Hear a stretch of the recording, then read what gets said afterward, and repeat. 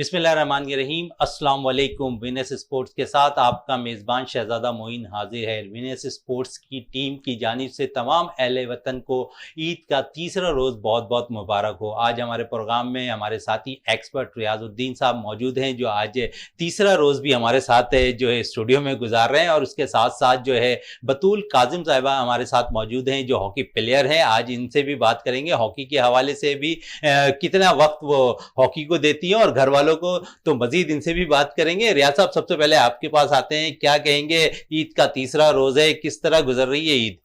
बिस्मिल्लाहिर्रहमानिर्रहीम। बहुत शुक्रिया शहजादा मोइन।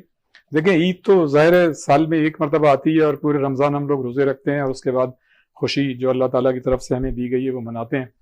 और पहले दिन भी हमने अपने तमाम नाजरीन को ईद की मुबारकबाद दी थी, दूसरे दिन भी दी थी, और आज तीसरे दिन भी हमारी जानिब से तमाम जो नाजरीन हमारे सुनने वाले हैं, देखने वाले हैं, उनको ईद की बहुत बहुत मुबारक हो।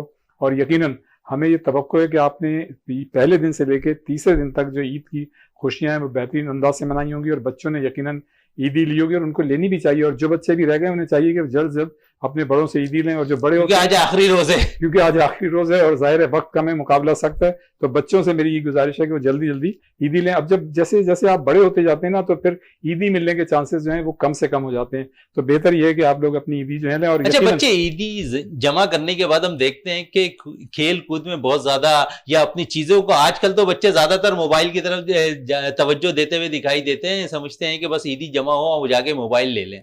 बिल्कुल, देखें आजकल तो हर एक का फोकस और कंसंट्रेशन यही है।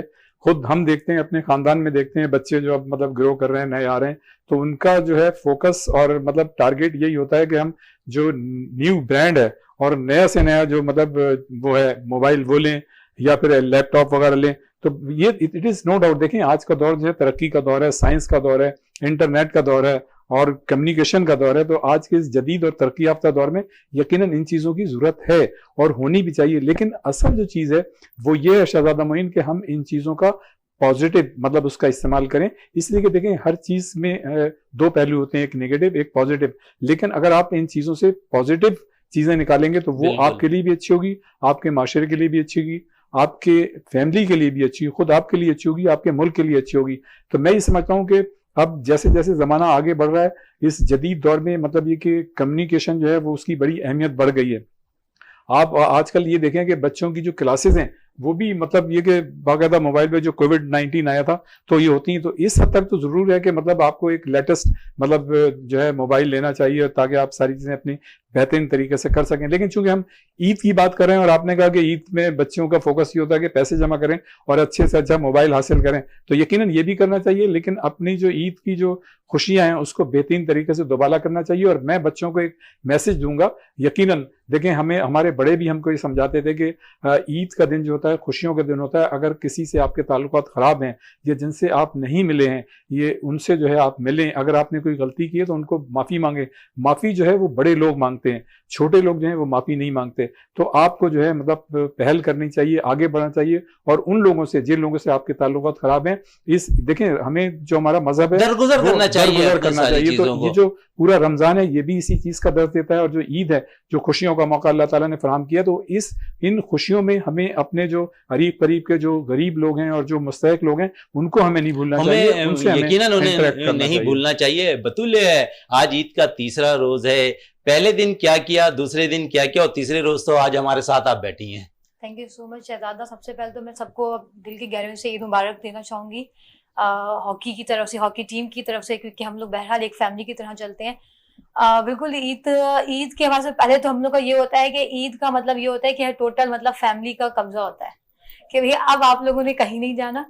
तो वो फिर फैमिली में ज्यादातर, क्योंकि हमारे उसमें भाई वगैरह, भाभी, बच्चे सब लोग होते हैं, तो सबके साथ लोग ईद वगैरह सेलिब्रेट कर रहे होते हैं, तो घर पे ही होते हैं, तो वो डिफरेंट डिशेस बन रही होती हैं। तो इस तरीके से अच्छा, डिशेज में जो है सुबह के टाइम पे जब पहला दिन होता है, क्या बनाती हैं मीठे में आप? मैं तो सिर्फ हॉकी खेलती हूँ बहुत अच्छे तरीके से, बाकी बनाती तो अम्मी और भाभी और बहनें वगैरह है। तो वो कहती नहीं है कि तुम काम नहीं कर रही हो? नहीं, वो मतलब कह कि अब वो कुछ चीजें ना वो अंडरस्टूड हो गई हैं, तो वो बस ये पता होता है कि अब ये चीज बन गई है और उसको खाना है। तो बहरहाल इस तरीके से होती है। फिर वो डिफरेंट मिठाई वगैरह और सेवइयां बन रही होती हैं और डिशेस वगैरह बन रही होती हैं। अच्छा, डिशेज में कौन सी डिशेज सबसे ज्यादा शौक से खाती हुई ईद के दिनों में? ईद के दिन में बस ये जो भी इसमें घर में बेसिकली बन रहा होता है तो उसको हम लोग ले रहे होते हैं, क्योंकि ज्यादातर तो हमारा ये होता है कि खाने पीने को हम लोग थोड़ा सा बैलेंस करके ही खा रहे होते हैं। ज्यादातर मीठे का ज्यादा रुझान होता है, तो मैं स्पेशल मतलब रिक्वेस्ट करके कहती हूँ कि कुछ आप लोग सुबह में नमकीन जरूर बना दिया करें, तो इस तरीके से हम अच्छा, पहले दिन समझती हूँ कि बहुत ज़्यादा टाइम जो है हॉकी को देना पड़ता है। जब ये 3 दिन कम से कम जो है आप फैमिली के साथ होते तो कितनी खुशी होती है फैमिली के साथ सेलिब्रेट करना? बहुत ज्यादा खुशी होती है, और सबसे ज्यादा लाइक सीरियसली मतलब जब हम फैमिली के साथ हो रही होती हूँ तो ऐसा लगता है कि मुझे बहुत बड़ी मतलब आप जो ना सेलिब्रिटी आ गए हैं, और आप मतलब बच्चे सब इस तरह से पूछ रहे होते हैं, क्योंकि मेरे भतीजे भतीजियां भांजे भांजी वगैरह सब लोग ये हैं, तो वो बहुत ही एक बड़ा ही मजे का दिन गुजरता है और पता भी नहीं चलता पूरा दिन।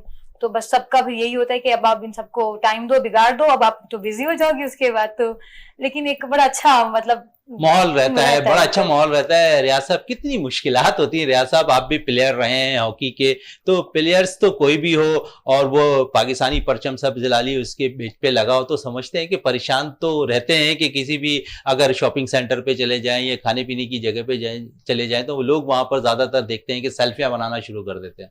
जी बिल्कुल ऐसा है। और मतलब ये कि जाहिर है, जब मैं ये समझता हूँ कि इंसान को अपनी ज़िंदगी का एक मकसद लेके चलना चाहिए, और जब आप अपनी ज़िंदगी के मकसद पॉजिटिव अंदाज में आके लेके चलते हैं तो यकीनन दूसरे लोग आपसे मुतासिर होते हैं, और जब आप ऐसी जगहों पे होते हैं तो लोग आपको मतलब जाहिर है अट्रैक्ट करती हैं सारी चीज़ें, और लोग आपसे मिलना चाहते हैं, आपके साथ सेल्फी बनाना चाहते हैं। तो ये एक अल्लाह ताला की तरफ से एक बड़ा करम होता है। और मैं ये समझता हूँ कि ये वो खास बनते होते हैं जिन्होंने कोई ना कोई एक ऐसी नेकी की होती है जो अल्लाह ताला को पसंद आ जाती है, और फिर लोग उनकी जानिब राग़िब होते हैं।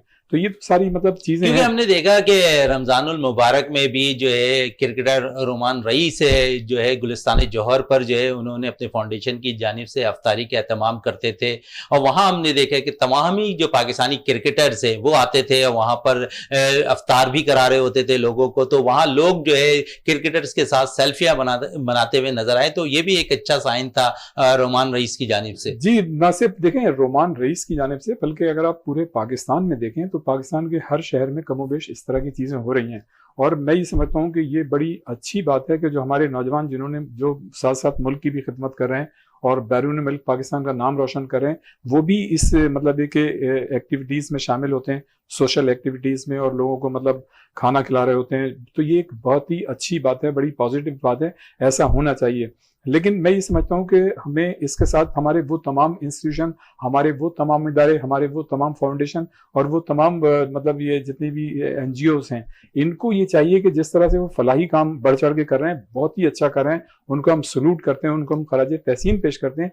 लेकिन इसके साथ साथ अब जो है दौर जैसे जैसे आगे जा रहा है, हमें ये चाहिए कि जो गरीब इलाके हैं वहाँ पे कॉटेजेस फैक्ट्रीज लगाएं, ताकि वहाँ के इलाके के जो मतलब 100-200 लोगों का अगर वो एम्प्लॉई होंगे तो वो गुर्बत जो है खत्म होगी।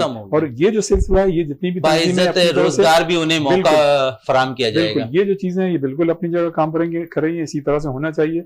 और हम जरा सीरियस टॉपिक में आ गए, क्योंकि जाहिर है ईद का मौका है। तो मैंने जो अपनी लाइफ में मैंने 100-125 मतलब जो इंटरनेशनल पर्सनालिटीज हैं स्पोर्ट्स की, उनके इंटरव्यूज किए हैं, जिसमें आमिर खान बॉक्सर हैं, इमरान खान हैं, जावेद मियांदाद हैं, जहीर अब्बास हैं, जका अशरफ हैं, मतलब जितनी भी मतलब बड़े बड़े cricketers, hockey players, Samiullah, Hanif Khan, और मतलब जितने भी आप कह सकते हैं, मैंने सबके इंटरव्यूज किए। और खासतौर से चूंकि ये बतूल यहाँ बैठी है, तो मैंने सना मीर का और बिस्मा मारूफ का जब मैंने इंटरव्यू किया, और भी 1-2 खवातीन का, तो जब मैंने उनसे पूछा कि आप सबसे अच्छी डिश क्या बनाती हैं, मैंने कहा खवातीन के मुतालिक एक कॉन्सेप्ट है कि जो प्लेयर्स होती हैं वो मतलब शायद हिस्सा नहीं बढ़ाती। तो उन्होंने हिस्सा बताने की बात की, तो इसी तरह बतूल भी कह रही है ये भी हिस्सा नहीं बढ़ाती है। नहीं, लेकिन उन्होंने कहा कि नहीं जी, ये कॉन्सेप्ट गलत है, हम तो अपनी अम्मी के साथ हाथ बढ़ाते हैं। तो जब हमने इनसे पूछा कि उनको क्या खाना पकाना आता है, तो उन्होंने फिर मतलब रियलाइज किया, जैसे बतूल ने कहा, उन्होंने कहा कि ऐसा हम कोई बड़ी डिशेस नहीं बनाते, लेकिन ये कि वो जो पास्ता वगैरह होता है, ये मेरे ख्याल से आसान डिश होती है, शायद ये बना लेते हैं। ये तो जाहिर है बतूल ही बताएंगे। शहजादा, मैं ये कहूंगा जो ईद होती है ना, इसमें खवातीन तो वैसे पूरे साल मतलब हम लोग तो छुट्टी भी ले लेते हैं, लेकिन वो जो है जिस दिन छुट्टी का दिन होता है वो उनकी और इमरजेंसी ड्यूटी होती है, इसलिए कि सारे लोग घर में होते हैं, तो वो और ज्यादा काम उनका बढ़ जाता है। तो मैं ये समझता हूँ कि हमारी खवातीन जो है बड़ी टैलेंटेड हैं, और हर शोबे में उन्होंने मतलब ये नाम रोशन किया है, मुल्क का भी नाम रोशन किया है, अपना भी ये बड़ा पोटेंशियल है हमारी खवातीन में। और आप ये देखें कि ईद की दिनों में तो खवातीन की जिम्मेदारियां और भी बढ़ जाती हैं, मुख्तलिफ डिशेज होती हैं। आपने देखा कि जरा सा नमक कम होता है तो हम कहते हैं जी नमक कम है, जबकि हमें ये नहीं कहना चाहिए, इसलिए कि खवातीन जो है यकीन शीर खुरमा भी बनाती हैं ईद पे और मुख्तलिफ डिशेज भी बनाती हैं, और उनकी ड्यूटी जो है मजीद बढ़ जाती है, इसलिए कि मेहमान आते हैं जाते हैं। तो मैं ये समझता हूँ कि मर्द हजरात से ज्यादा जो है इसमें जिम्मेदारी जो है वो खवातीन की बढ़ जाती है, वो बेचारी खुशियों से ज्यादा इंगेज हो जाती है दूसरी इंगेज हो जाती है। बदल क्या कहोगी कि खवातीन है? ईद के दिनों में ज्यादा इंगेज हो जाती हैं खाने पकाने में? बिल्कुल ऐसा ही है, लेकिन इंगेज तो हो जाती हैं सारी खवातीन, इसमें कोई शक नहीं है। लेकिन अगर पार्टिकुलर अपनी बात कर रही हूँ तो ऑनेस्टली मेरी ड्यूटी होती है कि जितनी डिशेस बनी उन्हें मैंने खाना है, क्योंकि अक्सर ऐसा होता है कि बिल्कुल फैमिली के बतूल साथ कह रही हैं कि जितनी भी डिशेस जो है ईद के दिनों में बनती हैं वो सारी की सारी खाने की कोशिश करती हैं। प्लेयर्स हैं, अगर खाने की कोशिश करें तो बाद में इनको अजाला करना पड़ेगा इसका। इस वक्त ब्रेक के लिए कहा जा रहा है, ब्रेक से वापस आते हैं तो गुफ्तगू को मजीद जारी रखते हैं।